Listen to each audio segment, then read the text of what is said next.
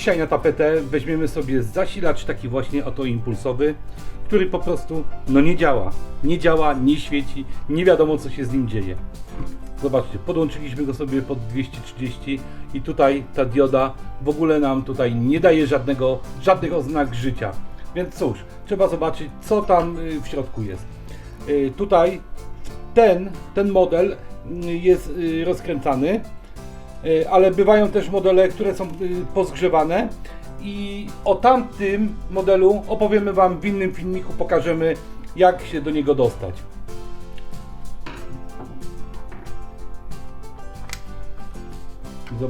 Zobaczmy co tutaj w trawce piszczy.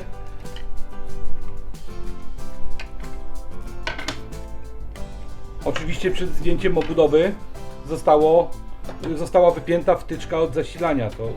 To żeby było jasne i to trzeba podkreślać w każdym filmie. I tu już widać. I tutaj, o, co my tutaj mamy?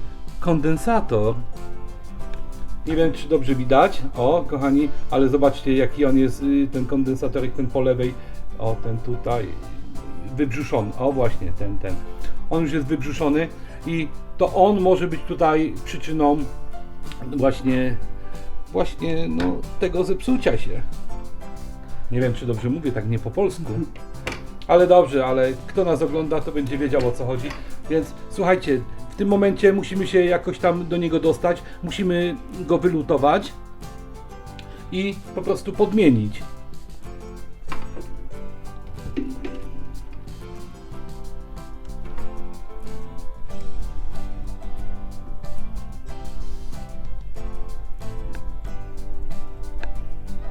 Zobaczcie, może ja przytrzymam. No i zobaczcie, nawet nie musiałem trzymać, jak to szybko poszło.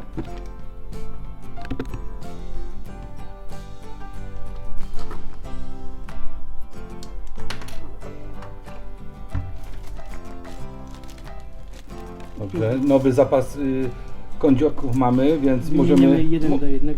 możemy się bawić. I w tym momencie coś przytrzymać Ci? Nie.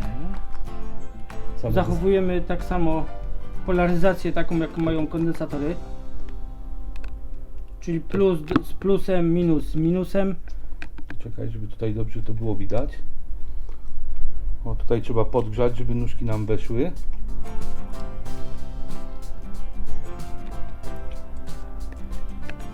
O.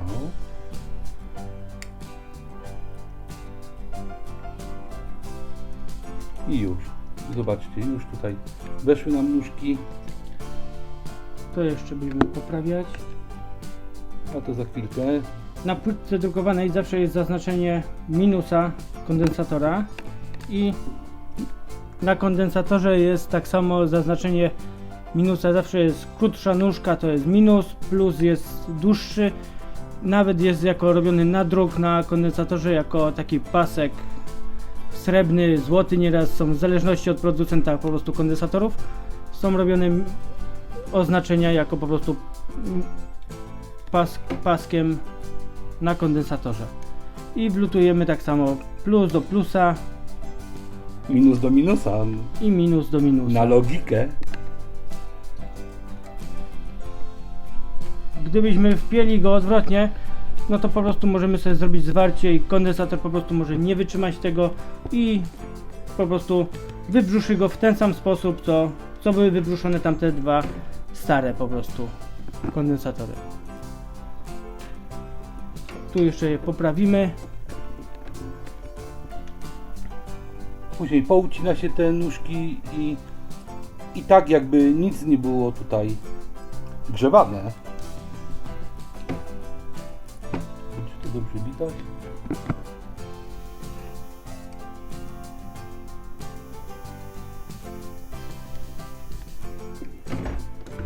No, tak zbliżyłem maksymalnie chyba. I skracamy te nóżki, nadmiar nóżek, które zostały po prostu od producenta, to wycinamy przy samym końcu cyny. O, I chciałoby być gotowe. Dobrze, pokaż te kondensatorki z przodu. O i zobaczcie, tak jakby tutaj nic nie było wymieniane. No to co? Trzeba będzie O. Dla porównania widać różnicę. O, może nie być widać tutaj, bo to wiesz, taki obiektyw. Ale no, widzieliście, są nowe. Jeszcze zwracając do samego początku, rozbierając taki zasilacz, trzeba uważać, żeby nie był naładowany kondensator po stronie wtórnej, ponieważ tu jest bardzo duże, wysokie napięcie, około 300 V. I żeby po prostu rozbierając taki zasilacz, żeby po prostu kogoś nie poraził prąd podczas po prostu Nie pokopał. nie pokopał. I cóż, Więc no ale ja myślę, że jeśli ktoś tam ma o tym cokolwiek pojęcia, to wie, że to należy delikatnie i ostrożnie z takimi rzeczami. włożymy sobie go już do obudowy.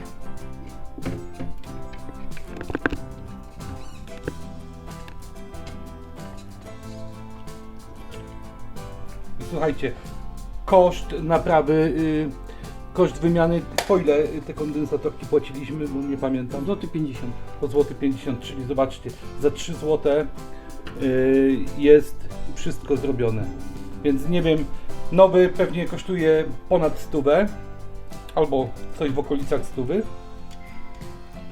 No jeśli nawet nie kosztuje tyle, to niech kosztuje 5 dych, no to zobaczcie jaka jest różnica, więc no warto się tutaj... Skręcamy, tutaj mamy Takie zaślepki, zaślepki, takie zaślepki. nieraz są poukrywane. Tak. Warto zaglądnąć przed rozebraniem takiego zasilacza, czy gdzieś nie są ukryte po prostu te śrubki. No i testujemy. No i co, włączamy. Zobaczcie, i działa. Więc sami chyba przyznacie, że tutaj naprawa nie była jakaś skomplikowana. No tak, powolutku. O, tutaj, dobrze, zobaczymy zasilanko. Czekaj. Muszę namiernik pokazać, bo nie widzimy. O, jest. Mamy 12 V, ponad 12.